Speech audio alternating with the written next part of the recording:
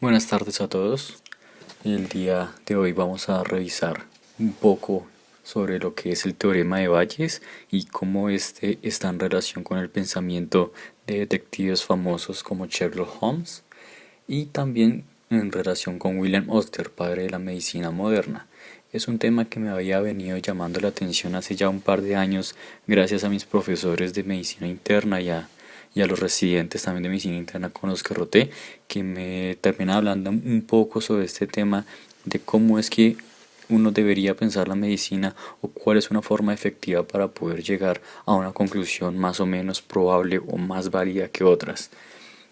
Eh, Quien les habla es Camilo Andrés Chavarro Guío, soy estudiante de décimo semestre de Medicina de la Universidad Nacional de Colombia y junto conmigo Juan Camilo Arias me ha ayudado también en parte de las charlas, quinto semestre también de la carrera. Entonces bien, lo primero que quisiera decirles es la forma en que vamos a hablar sobre la herramienta tal vez más poderosa jamás desarrollada y es cómo aprendemos a pensar.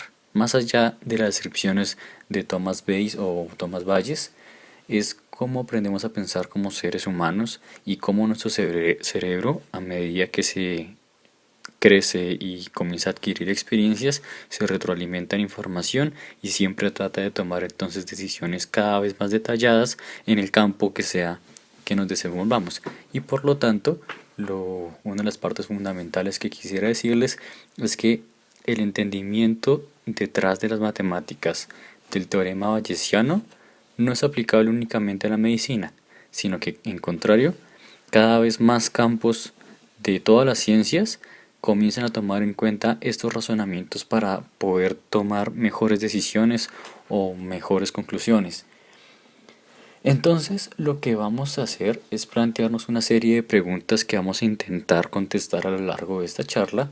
Y lo primero, como les ya he venido diciendo desde el inicio, es cómo tomamos decisiones médicas y si la manera en que tomamos decisiones médicas es la forma más acertada o hay formas en que podamos optimizar esa forma de raciocinio.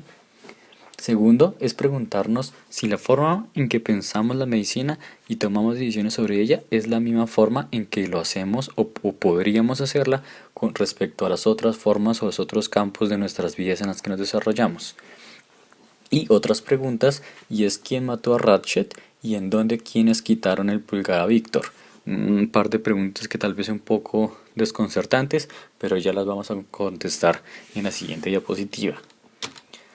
Lo primero es presentarles el primer libro que conocí de Agatha Christie, que es Asesinato en el Orient Express o en el Express Oriente, en el que relata uno de los casos de un detective ficticio propio de Agatha Christie, que es el detective Poirot, en el que por cosas de la vida termina en un tren. No les quiero hacer spoilers sobre toda la novela, pero es una forma magnífica en la que él, a partir de preguntas y hallazgos de ciertas evidencias, comienza a desarrollar un par de posibles narrativas, una más probable que otra cuando se toma en consideraciones todas las evidencias encontradas, y termina entonces dando un veredicto maravilloso al final del libro.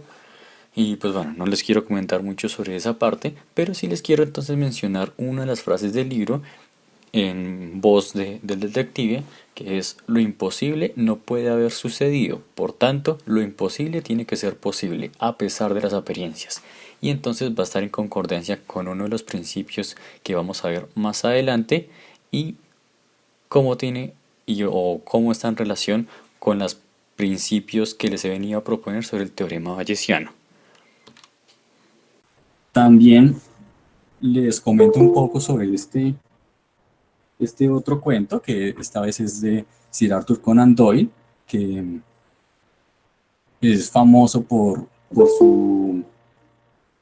el desarrollo del detective Sherlock Holmes, que es tal vez uno de los personajes ficticios más conocidos de la historia.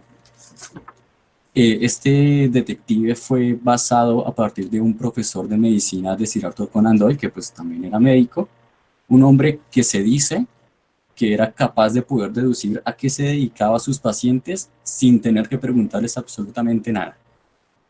Uno de los relatos más sorprendentes en este estilo es que con solo ver a un hombre podía saber que era zapatero y que era zurdo. O otro paciente que había ejercido al ejército y específicamente en unas zonas de África. Y ambos, sin haber, estaban completamente sorprendidos porque nunca lo habían visto antes y no le habían dicho nada sobre a qué se dedicaban. Dos frases que salen en el cuento del pulgar del ingeniero que les comentaba hace dos diapositivas es: ningún hombre carga su mente con asuntos pequeños a menos que tenga alguna razón muy buena para hacerlo. Y esto es derivado completamente de la experiencia de cada persona. Más adelante les voy a explicar por qué es importante la cuestión de la experiencia y también incluso en la evidencia de la medicina. Otra frase importante para resaltar en cuanto a Sherlock Holmes y la medicina es que es un error capital el teorizar antes de poseer datos. Insensiblemente uno comienza a deformar los hechos para hacerlos encajar en las teorías en lugar de encajar las teorías en los hechos. Y precisamente esta lógica es la lógica que propone la fórmula bayesiana, o regla bayesiana, o teorema bayesiana, como lo quieran mencionar, como sea que lo encuentren en la literatura. Este cuento en particular cuenta la historia de un joven ingeniero que no tenía dinero, nunca le salía trabajo, hasta que llega un hombre súper misterioso, le ofrece un montón de dinero a cambio de que ese día por la noche vaya a un sitio alejado de la ciudad para que revise una máquina, le señale el error que tiene, el problema que tiene la máquina y se vaya. Todo haciéndole prometer la completa confidencialidad. El joven ingeniero de todas formas acepta, llega a la estación del tren, por allá en un pueblo súper lejos, lo recoge un caballo, lo recoge un carruaje con un caballo. Mientras le va contando la historia de Sherlock Holmes, este detective le pregunta de que si el caballo, de qué color era y si estaba cansado o no estaba cansado. El ingeniero le comenta que a pesar de la oscuridad de la noche, el caballo era café y estaba súper cansado, súper descansado, estaba relajado. Le comenta que estuvieron recorriendo aproximadamente 14, 15 kilómetros. Llega, revisa la hidráulica, resulta que era una prensa hidráulica en la que había tenido un pequeño error técnico. Luego comienza a hacer más preguntas. El hombre que le había ofrecido el dinero se altera, lo trata de matar, luego termina logra escaparse, pero le arranca un dedo del pulgar derecho y se desmaya por el dolor y por la pérdida de sangre, despierta, corre un poco y llega de una vez a la estación a la que había descendido por la noche anterior.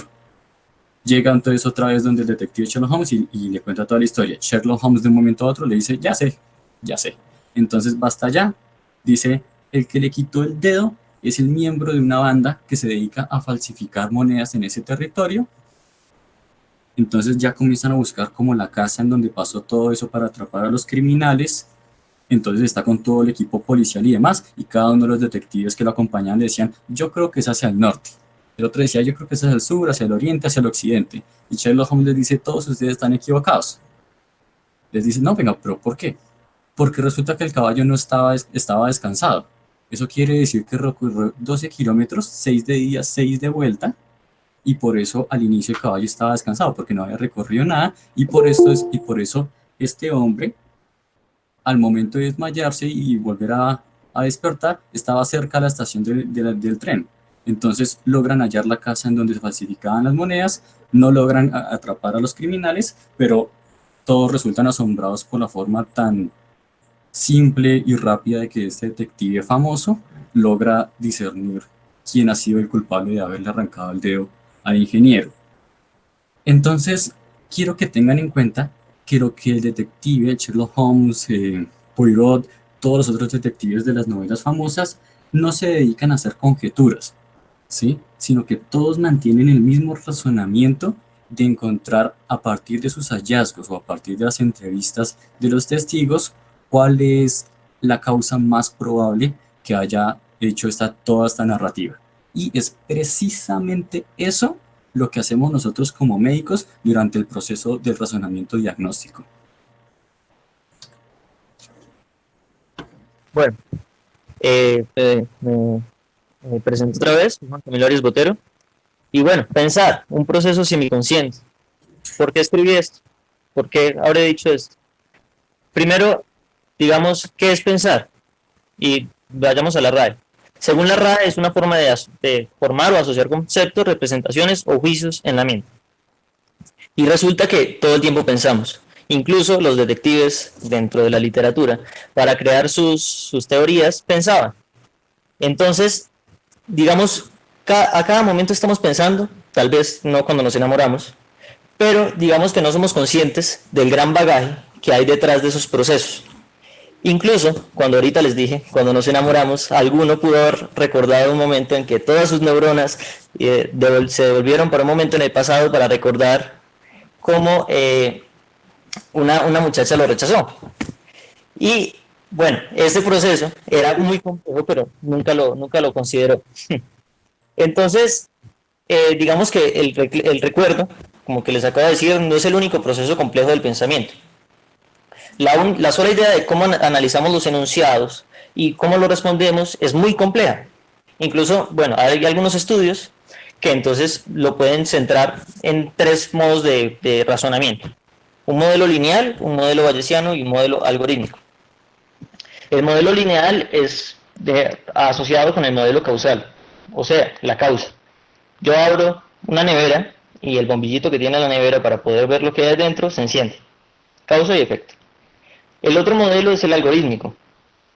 El modelo algorítmico me da una gama de posibilidades. Entonces, puedo abrir o no la nevera y si la abro, puede prenderse o no prenderse el bombillo. Y si se prende o no se prende, puedo decidir si arreglarlo o no arreglarlo. El bayesiano, por otro lado, considera la incertidumbre, la duda, ¿no? ¿Cuán probable es que se pueda abrir la nevera? ¿Qué tal que esté cerrada o tenga algún seguro? ¿Cuán probable es que se prenda el bombillo?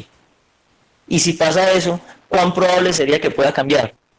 Entonces, digamos que ese modelo es mucho más amplio para el análisis y nos permite pensar en más respuestas. Entonces es muy útil en la clínica. Claro, cuando estamos intentando dar un diagnóstico, pues nos podemos concentrar en él. Y bueno, haciendo una analogía, Camilo nos habló de los detectives, ¿no? Entonces el médico podría cumplir un rol detectivesco, donde el criminal es el malestar del paciente, y en ese rol uno de los métodos más efectivos es el bayesiano, donde suma probabilidades. ¿Cuál es la probabilidad de que este se haya ido por este lado? De que el caballo esté cansado. Bueno, continúa. Entonces, bueno, tenemos 4 principios que les he propuesto nos llevemos a la mente de qué trata el cerebro bayesiano o el teorema bayesiano, ya que tengo que insistir que esto no va a ser fundamentado en toda la charla en la parte matemática, sino en la parte de análisis, ¿sí? Porque a fin de cuentas, pues nosotros no estamos acostumbrados en la parte de matemática. Entonces traigo estos 4 principios y un consejo extra derivado de lo que he podido aprender de esto mientras preparábamos la charla, y es que primero, todos los eventos deben considerarse igualmente probables si no disponemos de datos adicionales. Sí, es decir, no dejarnos guiar por nuestro sentimiento de qué quisiéramos que el paciente tuviera o no tuviera enfermedad. En parte, es por eso que no recomiendan que tratemos a nuestros familiares, ya que nuestro juicio se va a ver alterado para tratar de encontrarle hallazgos a lo que tienda a ser más benigno o más maligno, ¿sí? Pero entonces, en una recomendación general, si no tenemos datos adicionales sobre cuáles pueden ser las probabilidades, ambos eventos deben considerarse igualmente probables. Segundo principio, la inferencia bayesiana opera inversamente a la estadística tradicional. La estadística tradicional coge una idea como cierta y a partir de esa idea calcula cuál es la probabilidad de que suceda X o Y evento. En cambio, la estadística bayesiana lo que hace es que a partir de ciertos eventos observados, ¿cuál es la causa más probable? Ya en la parte que más adelante, que vamos a hablar un poco más de clínica, les voy a poner un ejemplo de por qué ambas metodologías estadísticas nos darían información distinta y cuál podría llegar a ser más útil que la otra. Tercer principio, la regla matemática y nuestro cerebro van actualizando la probabilidad de una hipótesis con la luz de cada nuevo hallazgo. Es a ese mismo proceso que vamos a ir al análisis de las historias clínicas para poder desarrollar qué es lo que vamos a seguir haciendo y por qué nuestra experiencia pasada va a ser un punto fundamental, no solo para el cerebro bayesiano, sino para el teorema bayesiano. Porque va a ser dos metodologías en las que va a ser nuestros conocimientos de la realidad van a alterar completamente las probabilidades de que cierto suceso sea verdad. Cuarto principio, siempre tenemos datos insuficientes. Estadísticamente no llegamos al 100% de certeza sobre el diagnóstico de nuestros pacientes. Es un principio con el que tendremos que aprender a vivir como médicos, y es que siempre vamos a poder equivocarnos a pesar de que hagamos las cosas de la mejor forma posible. Quinto, el consejo, y es que matemáticamente no discuta con alguien que afirme tener el 100% de certeza sobre cualquier tipo de creencia, porque pues estadísticamente o matemáticamente no va a haber posibilidad de hacerlo cambiar de opinión. Entonces no se desgasten, ¿listo? Ahora, no sé si nos siguen en Instagram. A los que no nos siguen en Instagram los invito realmente a que nos sigan. Estamos publicando cosas muy interesantes. Y entonces, respecto a nuestro tema que nos trae el día de hoy, hemos publicado 3 preguntas que ya he visto las estadísticas y pues bueno, en general no nos fue mal. La primera pregunta, ¿el uso del teorema bayesiano en la vida clínica sirve para? Algunos respondieron que para tomar una decisión rotunda, que esa era como la palabra que era como el quiebre o la cascarita en esa pregunta, guiar acerca de la toma de decisiones, establecer un diagnóstico o indicar una terapéutica. Más adelante los vamos a explicar mejor, pero resulta que establecer un diagnóstico, el que hace el diagnóstico no es la regla matemática, sino cada médico. Cada médico establece el diagnóstico, entonces, pues, como tal, el teorema bayesiano no hace el diagnóstico. Tampoco indica la terapéutica, porque ese es un punto que también hace el médico. Puede o no puede tomar en cuenta el cálculo bayesiano. Y por tanto, la respuesta correcta es guiar acerca de las siguientes decisiones que debe tomar sobre el paciente. Juan Camilo nos va a comentar la segunda pregunta. Bueno, pues entonces un paciente, pusimos un caso, ¿no? Un paciente en urgencias con una escala Alvarado de 10 de 10 y ecografía abdominal que reporta inflamación apendicular. Entonces, uno podría decir, así no conozca la medicina, que es un típico caso de apendicitis. Entonces, nos dan 4 opciones. El diagnóstico es certero, improbable, la probabilidad es alta o la probabilidad es intermedia. La gran mayoría respondió que era certero. Y bueno, y otra gran parte, la probabilidad es alta. La respuesta correcta es que la probabilidad es alta. ¿Por qué? Porque ya lo veremos cuando se aplique el teorema de Bayes, que casi nada es certero, nada puede decirse certero en la vida. Entonces, realmente cuando hacemos unas pruebas o cuando tenemos unos signos y unos síntomas, podemos aproximarnos a una probabilidad muy alta, incluso, pero nunca certera. Nunca podemos asegurar de que lo que nosotros pensamos lo tiene el paciente. La tercera pregunta, tomar buenas decisiones basadas en el análisis de la historia clínica y los paraclínicos respectivos asegura un buen desenlace para nuestros pacientes. Esta frase suena bastante bonita, bastante de todo, pero entonces aquí el quiebre era asegura un buen desenlace, que toma de nuevo todo lo que hemos estado hablando en estos 15 minutos, y es que no nos asegura nada, ¿sí? Nos da una probabilidad alta de que hagamos las cosas bien con nuestros pacientes, pero nunca es un 100% de efectividad, de que porque el médico haga el proceso adecuado, nunca nos equivoquemos. ¿Listo? Entonces, en este sí la mayoría se equivocó, fue más o menos como el 70% apostó por el sí, pero pues bueno, estamos aquí para aprender entre todos, ¿listo? Entonces, para empezar, puse un ejemplo hipotético. Cada uno de ustedes recibe una carta. Lo único que dice es que su pareja le ha sido infiel el 23 de mayo del 2020, es decir, hace 2 días. No dice absolutamente nada más la carta. Y para términos prácticos, tenemos 3 decisiones posibles. Una, en la que usted termina con su pareja. Segunda, que usted decide investigar un poco más, ya sea haciendo preguntas o demás. O tercero, considera que la probabilidad de que eso sea verdad es muy baja y por tanto va a hacer caso omiso y va a seguir con su pareja. Ahora, supongamos que hay dos casos hipotéticos, ¿sí? Cuando me pongo a preguntar en las charlas para que ustedes participen, hay veces que no, que todos les da pena, pero entonces hago la pregunta por si acaso. ¿Ustedes qué elegirían? ¿Qué opción? Solo con esta información, su pareja le fue infiel el 23 de mayo del 2020. ¿Usted cuál de las tres opciones, por cuál se decantaría? No sé si alguno quiera comentarnos, a ver qué opina, qué haría.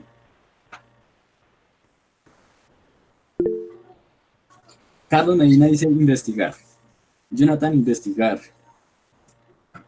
Y Salam investiga también. Dani dice, no, seguir, terminar de una vez. Bueno, listo. Hay varias opciones, ¿sí? Recordemos que ante las posibilidades sin mayor información extra, ambas son igualmente probables y por lo tanto, tal vez lo más razonable sería investigar un poco sobre el asunto. Entonces, usted comienza a investigar y resulta que, primero, su pareja ya ha sido infiel con otras personas en relaciones pasadas. Justo ese día, es decir, hace 2 días, estuvo ausente y lo único que le pude explicar es que tenía que acompañar a su prima o primo a cualquier cosa que sonaba bastante inventada y que preciso se le descargó el celular, por lo que no pudo llamarla o llamarlo para explicar qué estaba haciendo. Es súper mejor amiga de todas sus exparejas y resulta que desde ese día ha estado bastante cortante sin explicación aparente. Como podrían considerar todos, miren, ya todos están colocando como caritas tristes, que F, mejor dicho, otros dicen como que ya baila la relación. ¿Y por qué? Ninguno de estos factores le asegura que sea verdad lo de la carta. Es decir, que ya haya sido infiel no le asegura que ese sábado le haya sido infiel con otra persona, que haya estado cortante no le implica que tampoco le haya sido infiel, pero en nuestra experiencia podríamos decir que aumenta la probabilidad de que eso sea verdad. Ahora, en cambio, si usted hubiera comenzado a investigar o a pensar sobre su relación y resulta que ese día usted tiene plena certeza de que estuvo todo el día con sus padres, es decir, con sus suegros. Segundo, que tiene una opinión bastante desfavorable sobre las personas infieles. Resulta que a esa persona ya le había sido infiel, entonces él ha dicho como, no, yo nunca le haría eso a nadie, no sé qué. Es una persona súper atenta con usted y es su mega prioridad, por lo que usted dice, me hace sentir más segura de mí mismo o mí misma y por lo tanto no creo que ese tipo de personas, que ese tipo de pareja me haría eso. Sí, Sebastián Rodríguez apunta a algo muy importante y es que ningún factor asegura, pero aumenta la probabilidad. Es exactamente eso de lo que estamos hablando y más adelante a lo largo de la charla vamos a comentar es qué tanto, ¿sí? ¿Qué tanto aumenta la probabilidad o qué tanto la disminuye y por qué?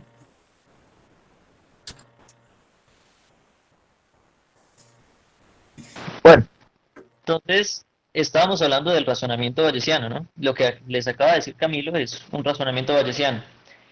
Pero, como ya les dije, la mayoría de las cosas que pensamos son inconscientes. Entonces, intentemos entender un poquito más ese proceso. ¿Y por qué la estadística? Antes de que nos asustemos, digamos que la matemática busca trabajar con conceptos abstractos y el pensamiento dentro de su propio ser es abstracto, es la abstracción de la realidad. Entonces, digamos que la estadística nos puede servir como una herramienta para darnos cuenta de esta abstracción, aunque nunca pues, se puede hallar de una manera exacta. Por favor. Entonces, ¿qué diferencia un técnico de un profesional? ¿Alguien querría responderme? ¿Tiene una idea?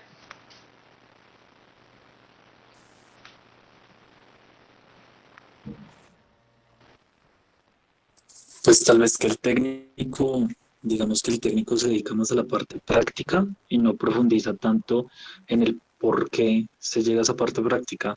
Y el profesional sí tiene como más entrenamiento respecto al porqué de lo que hace. Perfecto. Eso es justo lo que yo les iba a decir. O sea, digamos que el profesional va un poquito más allá en un proceso analítico, ¿no?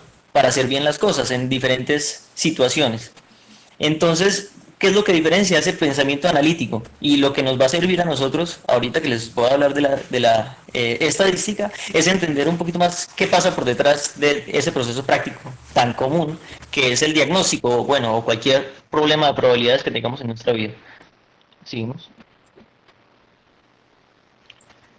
Entonces, ¿cómo explicar un modelo de razonamiento? Ahí entra lo que estamos hablando, el teorema bayesiano, o la teoría bayesiana, postulada por Bayes o Bayes. Y es el sustento del modelo de pensamiento, porque es esto, es estadística aplicada, y entonces esta teoría es una teoría de probabilidad, así básico. Probabilidad condicionada, que es una condición que una cosa depende de otra. Sigamos. Entonces, epidemiología, o mejor dicho, ¿qué hay detrás del telón? Entonces, la epidemiología en la medicina nos ayuda a saber sobre las dinámicas de las poblaciones, y en este caso también sobre la probabilidad, incluso en un individuo. Entonces, ¿qué es probabilidad?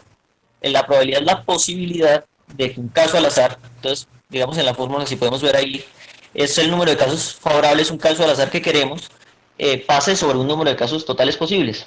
Entonces, el ejemplo básico desde el colegio, la moneda. Si yo tiro la moneda y quiero sacar una cara, es una posibilidad de dos que pueden salir, 1 sobre 2, 0.5. La probabilidad condicionada es que para que pase esta cosa tiene que pasar esta, y cuál es la probabilidad de que pasen las dos juntas. Y eso es lo que vamos a ver con Bayes más adelante. La otra técnica, el otro elemento, es la de muy común en la epidemiología, es el cuadro 2x2, con el que analizamos variables cruzándolas. Y pues lo que más se hace es comparar exposición o no exposición contra enfermedad, o prueba positiva y prueba negativa contra enfermedad. Y ya les voy a mostrar un ejemplo práctico. Sigamos. Pero antes de eso, quiero mostrarles otra cosa que tienen los cuadros, y también lo vamos a ver, es la sensibilidad y la especificidad. La sensibilidad es la probabilidad que yo tengo de, siendo enfermo, que la prueba que me hagan dé positiva. O sea, que la prueba halle correctamente que estoy enfermo. Y la especificidad es la probabilidad que tiene la prueba para encontrar, si yo estoy sano, que realmente estoy sano. Y bueno, todo esto determina una validez de la prueba, o cuán confiable es mi prueba. Lo otro es la prevalencia, que es un concepto que lo vamos también a usar, y que busca la probabilidad, digamos, como es un porcentaje, cuando los porcentajes se podrían pensar también como probabilidades, de que un individuo cualquiera sea un individuo enfermo. ¿Y cómo se hace eso? Cuando uno mira los individuos enfermos dentro de una población que tiene. Entonces, la población de individuos enfermos sobre la población total sería la prevalencia, o la cantidad de enfermos que podría encontrar en una muestra cualquiera. Sigamos. Entonces, este es, digamos, el cuadro teórico.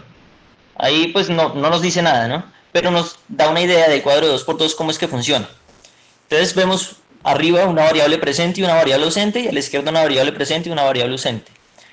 Hay 4 cuadros que son los que se van a relacionar, y esos son los que nos van a dar los resultados con los que podemos hacer todos los cálculos que queramos hacer. Muy simple.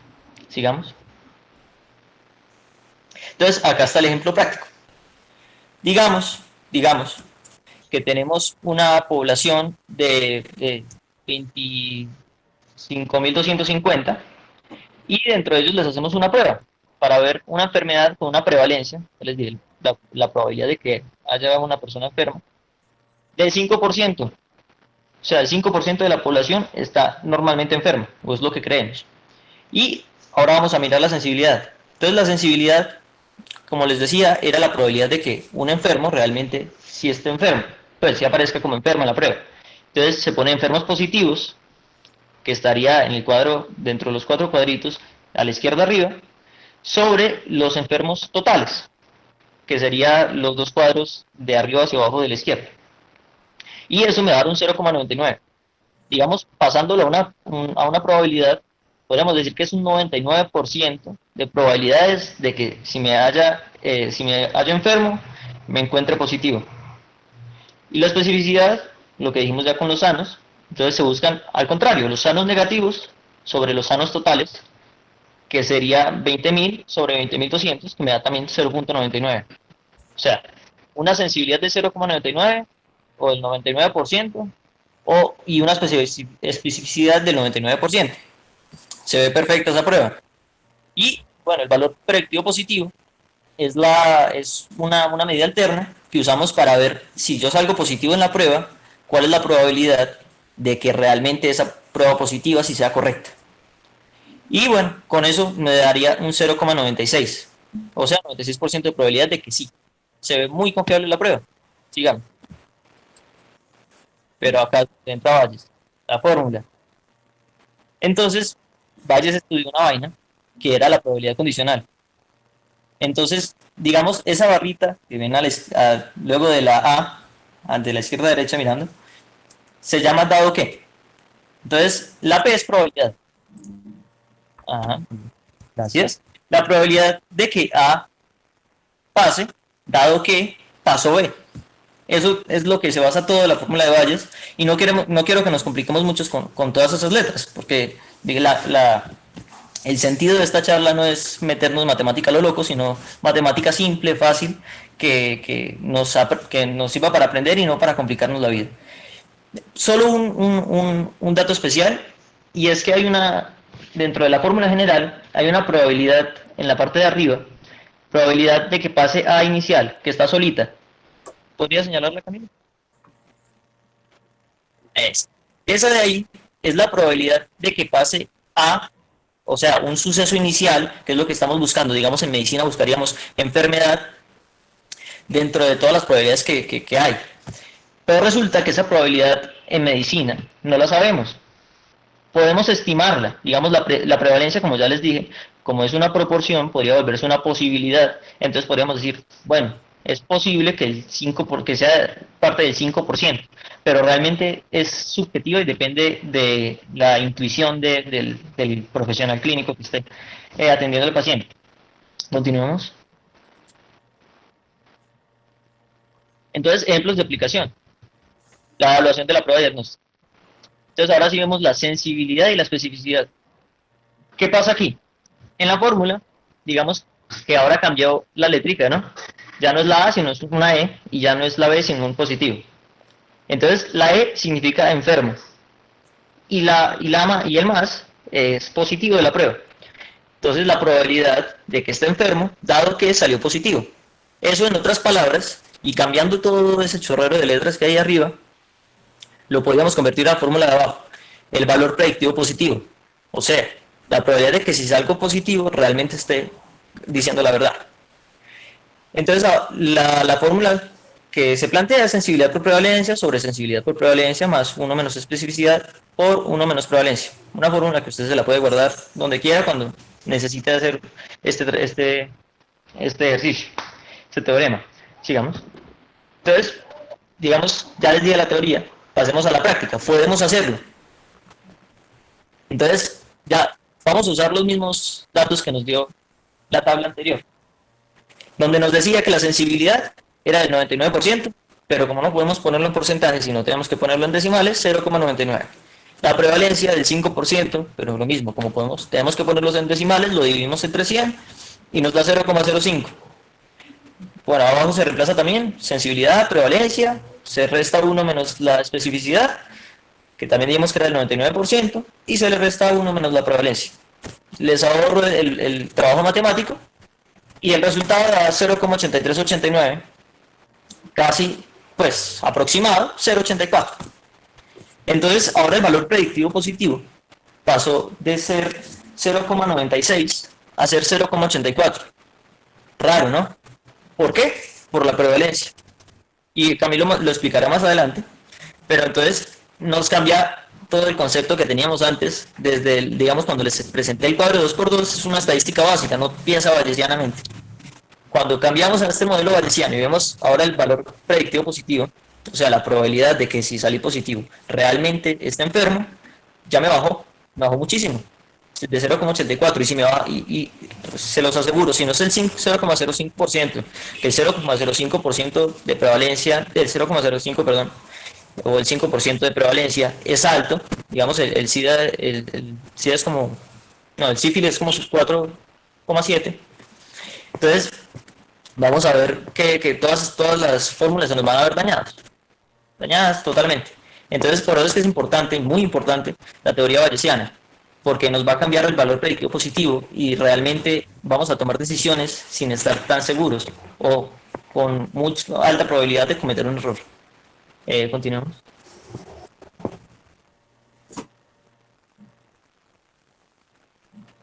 Bueno, digamos que eso es una aplicación, y la aplicación que les dije anteriormente es la más usada sobre las pruebas, ¿cierto? Sobre las pruebas diagnósticas.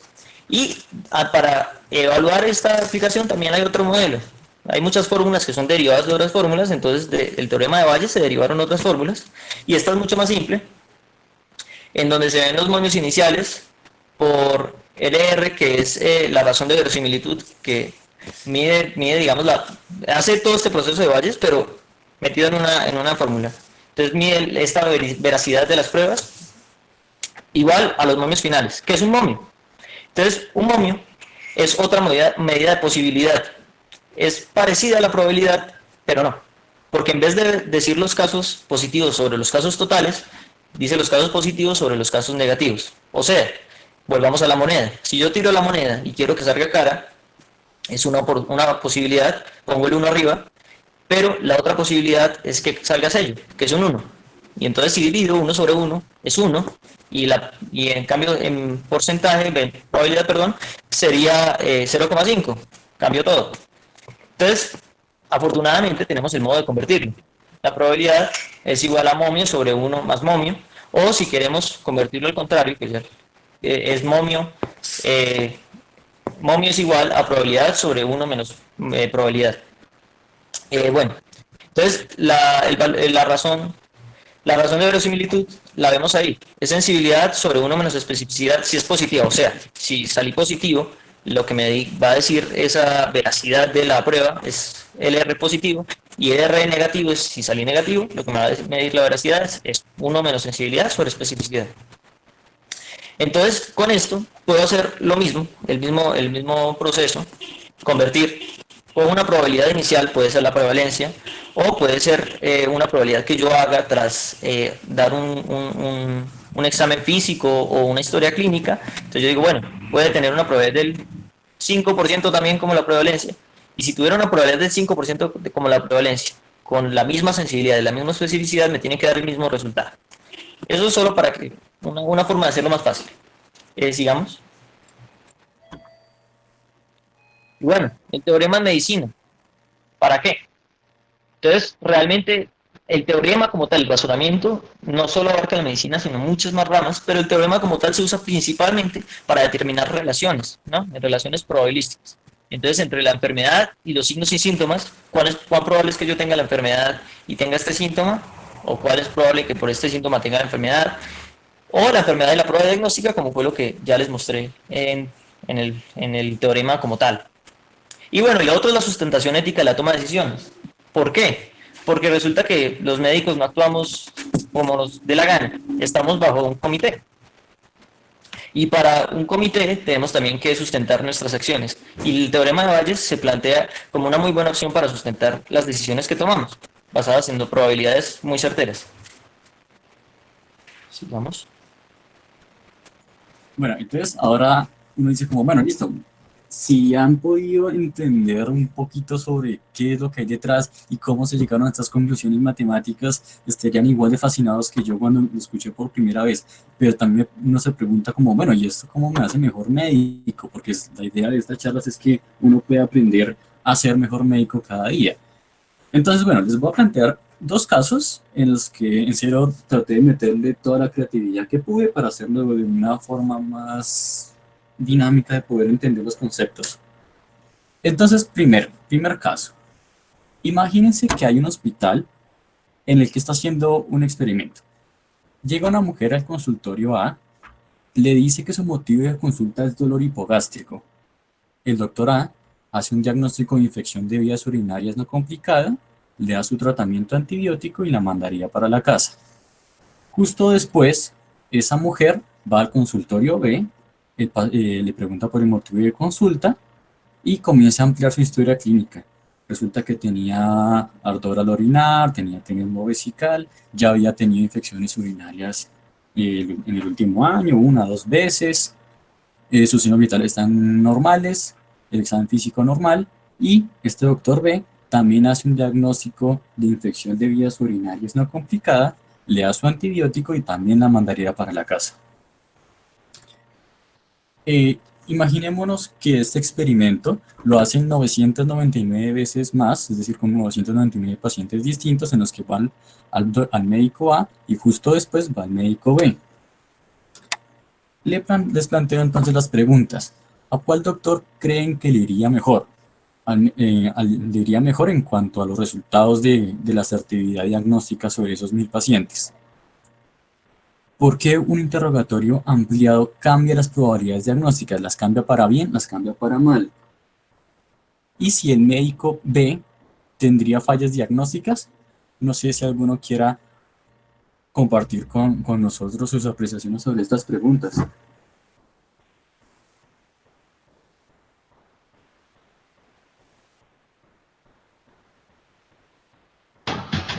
Pues Cami, viendo todo lo que hemos hablado, lo más probable es que al doctor B le vaya mejor, por lo que está teniendo en cuenta más síntomas de los pacientes. Sí, está ampliando el interrogatorio y eso nos da una probabilidad mayor de acertar en el diagnóstico.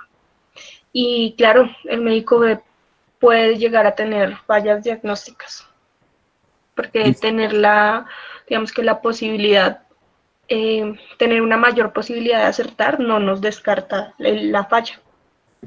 Exacto, listo. Muy bien.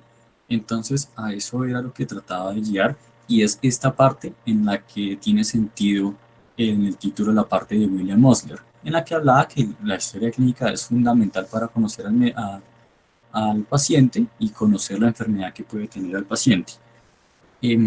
Durante mi semestre de semiología, mi profe tutor decía, con el motivo de consulta, usted prende X cantidad de bombillos, ¿sí? Digamos 100 bombillos en las que podrían ser las posibilidades diagnósticas, todas ellas con la misma cantidad de probabilidad de que tengan esa enfermedad. Recuerden el primer principio que les decía, y es que sin datos adicionales, todas las posibilidades son igualmente probables. Entonces 100 bombillos encendíamos y con cada pregunta que hacíamos en la historia clínica podíamos apagar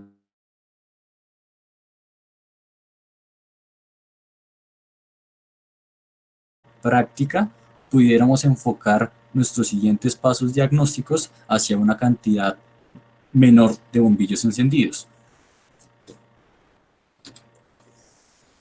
Entonces, como es usual en nuestras charlas del grupo de interés en medicina interna, traemos casos clínicos y esta vez no es la excepción, pero sí es un caso clínico un tanto distinto. Bueno, no es un caso real y no voy a hacer preguntas de medicina en las que tal vez ustedes podrían de pronto caer en el pánico. Yo caigo en el pánico cuando sé que hay una posibilidad de que me pregunten, pero sí que relajados, solo quiero que me escuchen y entiendan cuál es la parte fundamental y que tal vez nos cambie el panorama cuando solicitamos un examen o cuando pensamos en algún diagnóstico o alguna terapéutica. Hemos puesto un caso hipotético en el que hay una enfermedad, le hemos llamado síndrome de Chavarro-Arias, en el que su desenlace es completamente fatal. En el 100% de las veces es fatal. Su cuadro es súbito, tiene 1 o 2 días de síntomas a los que terminan muriendo irremediablemente. Pero hay un tratamiento único, pero 100% eficaz en tanto no hayan iniciado los síntomas. Por poner un ejemplo, podría ser la amputación de ambas piernas. Su prevalencia es del 0.1% en la población general de, digamos, Bogotá, y su diagnóstico se hace por una resonancia de columna lumbar. En un trabajo de investigación, por ponerlo de alguna forma, han decidido practicarles resonancia de columna lumbar a 1000 personas elegidas completamente al azar en Bogotá.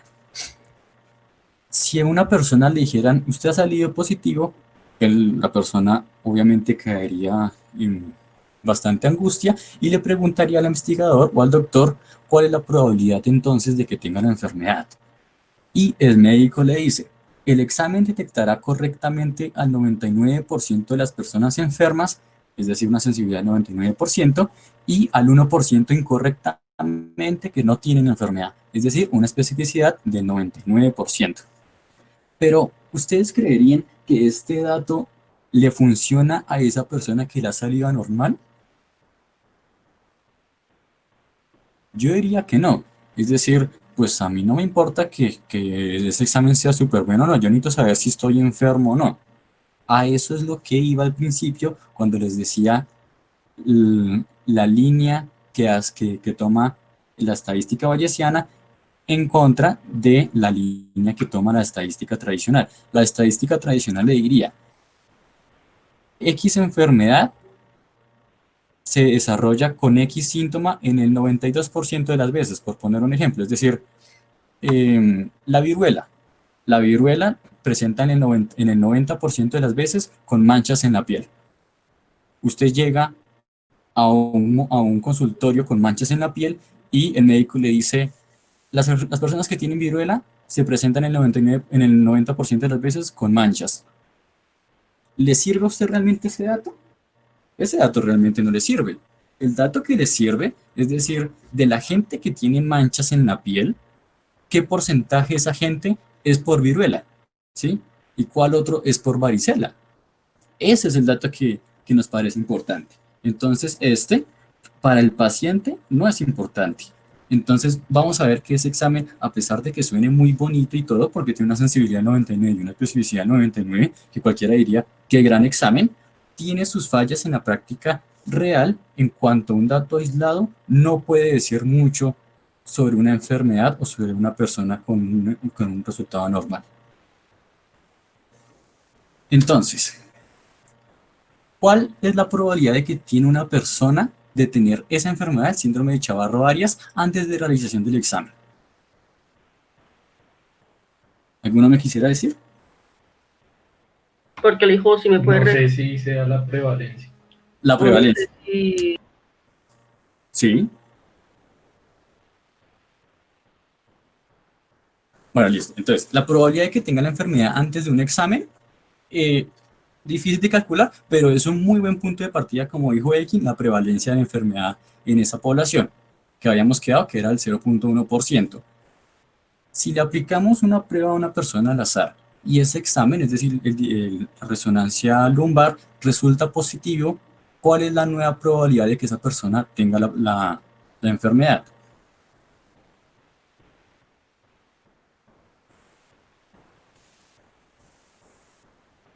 La probabilidad se mantendría siendo la misma para la persona, ¿no? A pesar de que el examen, o sea, una cosa es la probabilidad de tener la enfermedad y la otra sería la confirmación de que realmente la tiene, supongo. Bueno, pero digamos, a ti te hacen este diagnóstico, esta resonancia lumbar y sales positivo para la enfermedad. ¿Qué probabilidad tiene Sebastián de que tengas esa enfermedad? Pues teniendo en cuenta lo de la sensibilidad y la especificidad sería el 99%, ¿no? Listo. Cuando planteaba este ejemplo, también se me pregunté a un par de personas para ver si me hacía entender con esto y efectivamente todos me decían, no, pues el 99%, ¿no? Y resulta que no, ¿sí? Y ya les voy a vender la idea de dos formas distintas de por qué este pensamiento que todos tendríamos está equivocado, ¿sí?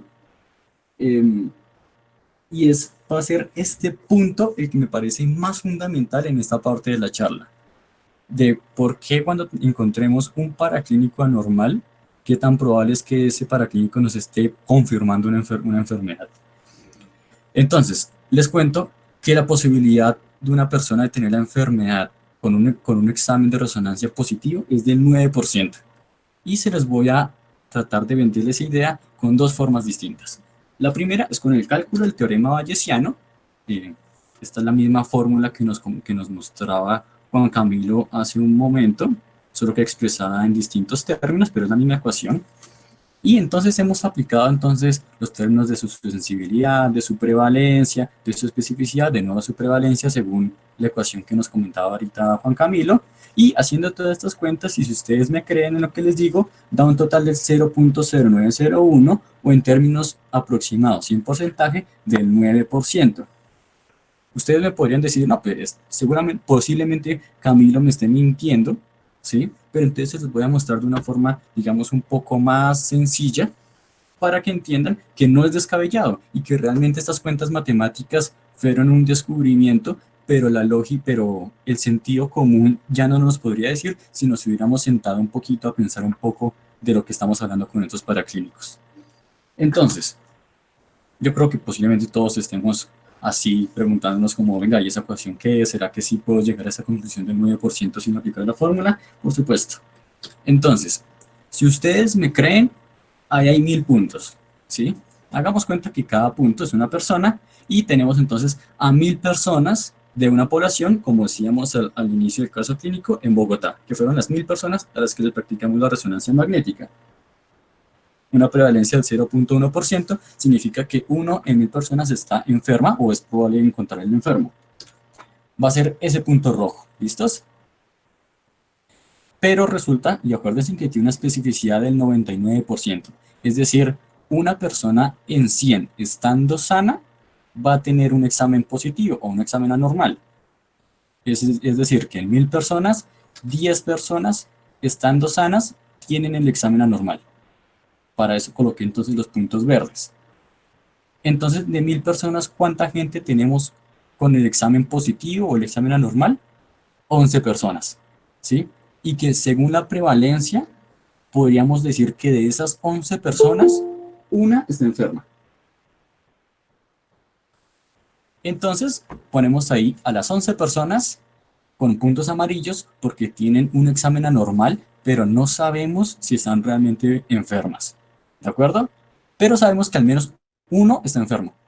¿Cómo lo hacemos entonces para saber cuál de esas 11 personas están enfermas? Porque con un tratamiento que es la amputación de las piernas, pues no quisiera darle tratamiento a esas 11 personas para prevenir un caso fatal que es el enfermo.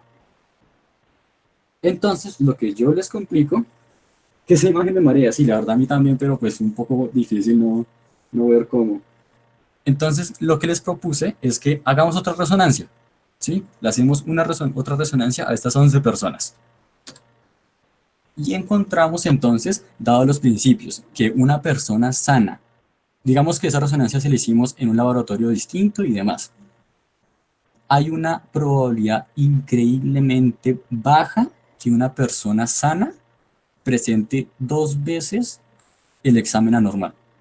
Y hay una probabilidad muy alta de que una persona enferma presente 2 veces la prueba anormal.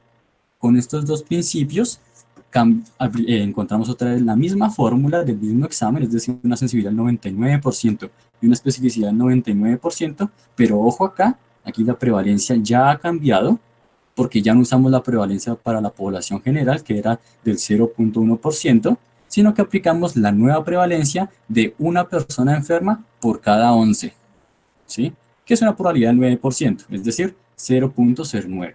Hacemos otra vez las cuentas y resulta que nos da 0.907, o en términos aproximados en porcentaje, del 91%. Esta persona tiene un 91% de probabilidades que esté efectivamente enferma. Con ese porcentaje, yo decidiría hacer el diagnóstico del síndrome de Chavarro-Arias y darle su tratamiento para evitar su mortalidad. ¿Entendido este ejemplo? A mí, cuando encontré este ejemplo para poder desarrollarlo y modificarlo, para poder presentarlo en esta charla, me pareció un hallazgo increíble.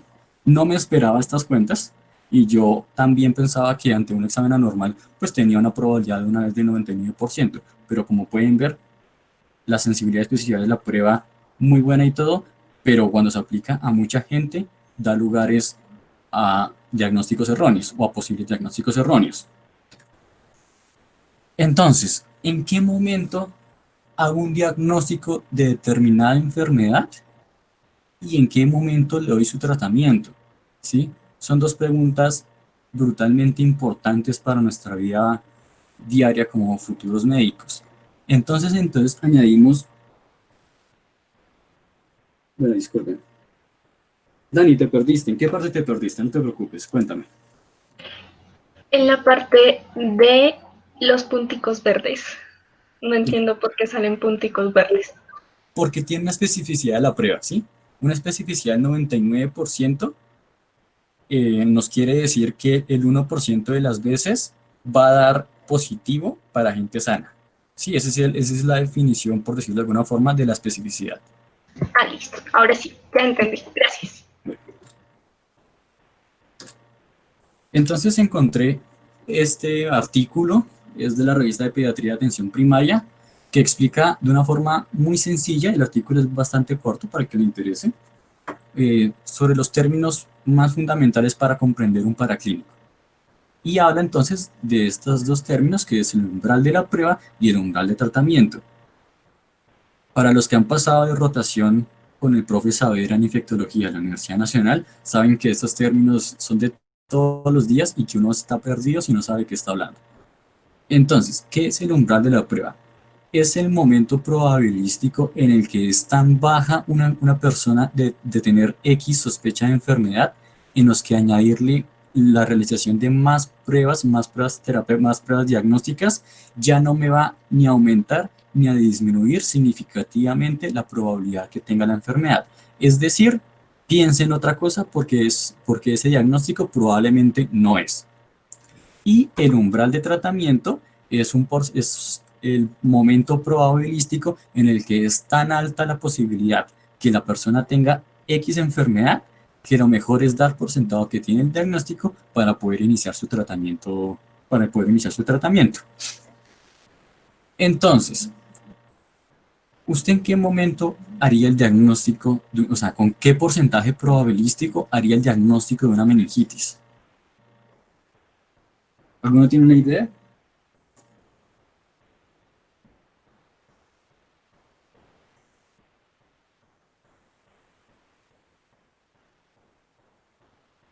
Bueno, listo. Entonces, el umbral de tratamiento se modifica por distintas causas, pero ante todo dos. Y tienen que tomar en cuenta que el umbral de tratamiento no es un número específico, ¿sí? Y sería un grave error hablar de un número específico, porque es el médico el que tiene que tomar en cuenta muchos aspectos del paciente y de su vida y su cotidianidad para decir cuándo inicia un tratamiento y cuándo no. Pero entonces esos dos aspectos que cambian el umbral de tratamiento, digamos, subjetivo, es primero la gravedad de la enfermedad. En cuanto a una enfermedad que sea muy grave, preferiría tener un umbral de tratamiento bajo para no esperar al 99% de probabilidad que tenga la enfermedad para iniciar su tratamiento. Retomando la meningitis, no quisiera esperar a que los cultivos de líquidos cefalorraquídeos salgan positivos para poder iniciar su tratamiento, porque han pasado mucho tiempo y la persona ya se podría haber muerto, ¿sí? Entonces, bajo el umbral de tratamiento para que con unos cuantos hallazgos clínicos y paraclínicos rápidos podamos decir esta persona puede tener meningitis, le inicio una vez el tratamiento y después confirmo con los cultivos, ¿sí? El segundo aspecto son los efectos secundarios propios de los tratamientos, en los que si el tratamiento es muy agresivo o tiene muchos efectos secundarios, yo quisiera o preferiría que el umbral de tratamiento fuera alto para no empezar a darle tratamiento a gente que no tiene la enfermedad. Por poner un ejemplo, la gente que ha tenido diagnóstico de algún tipo de cáncer que requiera quimioterapia. Yo preferiría tener una probabilidad o certeza, entre comillas, de que la persona efectivamente tiene cáncer suficientemente alta para poder darle la quimioterapia, porque sabemos que la administración de quimioterapia son medicamentos que tienen múltiples y serios efectos secundarios. ¿Cómo vamos hasta ahí? ¿Sí han podido entender los mensajes que hemos tratado de darles? ¿Qué opinan? Es una vaina muy rara. Sí, Cami. ¿Sí? Bueno, yo preguntaba que cómo van hasta ahí, pero realmente ya estamos en el punto de perlas clínicas, ¿sí? Sí, lo que usualmente llamamos como perlas clínicas. Yo le he puesto es lo mínimo a partir de ahora, que no se nos olvide esto. Entonces, primero, para recordar, como decía al inicio, la regla matemática y nuestro cerebro van actualizando la probabilidad de una hipótesis con la luz de cada nuevo hallazgo. Cada nuevo hallazgo es desde la enfermedad actual, antecedentes, examen físico, paraclínicos, todo, cada hallazgo. Este es el proceso natural de nuestro ejercicio clínico, la retroalimentación en cada paciente y la experiencia que vamos tomando a lo largo de la vida para que esta nueva información nos permita hacer predicciones cada vez más acertadas. Segundo, aprender a vivir con incertidumbre. Esa es nuestra profesión, nada que hacer, no vamos a llegar al 100% de asertividad de nuestros diagnósticos. Tercero, el diagnóstico médico se asemeja más a la práctica de detectives que a cualquier otra cosa, ¿sí? Ya hablamos entonces de tratamiento y demás, que pues ahí sí pues sería distinto al ejercicio policial, pero el diagnóstico médico, si somos buenos diagnosticadores, podríamos llegar a ser buenos detectives porque la lógica diría que son realmente muy similares y espero que hayan podido ponerse de acuerdo conmigo a que son increíblemente similares. Sigue Juan Camilo. Bueno, entonces las mías es que el teorema de Bayes es una ayuda estadística contra la incertidumbre, como ya les dije, la duda, y además la base del pensamiento bayesiano, del modelo de razonamiento de inferencia bayesiano. Bueno, el teorema de Bayes, como ya ven, es útil para múltiples campos. Su aplicación matemática es específicamente útil para validar la utilidad de las pruebas paraclínicas y sus aplicaciones alternas pueden ayudar a muchas personas, como ya dijo Camilo al principio de la charla, incluso en el spam. Bueno, y la probabilidad inicial de tener una enfermedad es siempre subjetiva, depende del profesional de la salud y esto es importantísimo. Recuerdan, en todo el tiempo, Camilo puso, digamos, para su ejemplo, la prevalencia, ¿no? La prevalencia que cambió del 0,01, bueno, y que se cambió luego al 0,09. Esta, esta, esta prevalencia realmente no es una cosa totalmente cierta, no es que siempre vaya a ir la prevalencia, como ya dije antes, y ahí puede ir la probabilidad que yo considere como médico de que ese paciente tenga la enfermedad o que mirando la prevalencia en ese grupo específico tenga esta posibilidad de tener la enfermedad. Bueno, y antes de pasar, en serio me gustaría decirles que, qué parte no entienden, qué parte les genera dudas, qué parte querrían que repitamos. Realmente para mí por lo menos es un placer repetir y estoy seguro de que para Camilo también. Si tienen duda en cualquier cosa, si necesitan ver otra vez cualquier diapositiva, eh, solo díganos.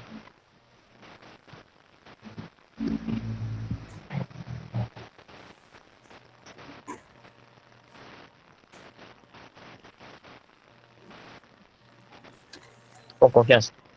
Bueno, entonces esperamos que hayamos tratado de cumplir, al menos con lo de ustedes. Bueno, Carlos Medina dice, no me quedó claro el concepto de prevalencia. No sé si Juan Camilo quiera mencionarlo o menciono yo. ¿Quieres explicarlo? Bueno, como quieran. Bueno, si quieres yo lo explico. Bueno, la prevalencia como tal, digamos, es una proporción. Una proporción es un número, digamos, una fracción de una población sobre toda la población en general. Entonces, en este caso, en prevalencia, nos miramos esa enfermedad. O sea, ¿cuántos enfermos hay de toda la población en general? ¿Cuántas personas enfermas hay de todas las personas que hay en una población? Entonces, eso es un porcentaje. Entonces, digamos, si una prevalencia me da 0,05, es que el 5% de las personas de la población que yo estaba estudiando tenían la enfermedad. Y bueno, entonces la prevalencia también se puede ver como una probabilidad y eso es lo que hacemos en el teorema de Bayes. Usamos la prevalencia como la probabilidad de que el paciente que me llevó a mí esté realmente enfermo de esa enfermedad específica. Entonces con esa prevalencia es que se hace toda la teoría, toda la formulación matemática. Listo. Entonces, en términos prácticos, podríamos poner un ejemplo que, digamos, en Colombia, digamos 50 millones de habitantes. De esos 50 millones de habitantes, ¿cuánta gente tiene tuberculosis? Digamos que hemos hecho el estudio epidemiológico y en Colombia tenemos 50.000 personas con tuberculosis. Lo único que haríamos para hallar la prevalencia es 50.000, es decir, 50.000 enfermos, dividido en la cantidad de población, 50 millones, y lo multiplicamos por 100. Y eso nos da una prevalencia. Sí, esa sería como la forma práctica de decir qué es una prevalencia sobre una población.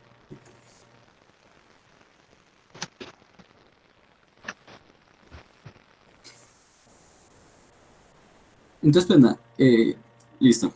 Espero que hayas entendido.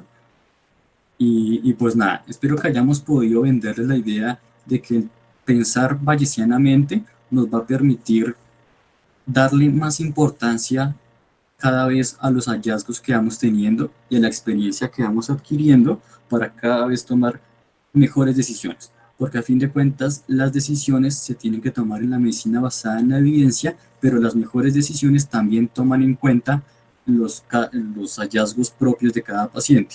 ¿Listo? Entonces tomen en cuenta todo esto, saquen el provecho de las cosas que hayan podido entender y les aseguro que cada vez podremos ser mejores médicos. Y pues nada, muchas gracias a todos ustedes por permanecer en la charla y también pues muchas gracias también por interés. El miércoles vamos a tener charla de hipertensión con Cristian Espinel, el residente de medicina interna. El viernes vamos a tener charla de VIH y SIDA con Sebastián Silva, el médico del Instituto de Cancerología, y con Daniela Biol, de nuestra miembro también del grupo. Y pues nada, súper invitados a las charlas. Los invito también a que nos sigan en las redes, salimos en Instagram, en Facebook como IMI Junal, en YouTube subimos nuestras charlas, también salimos como IMI Junal.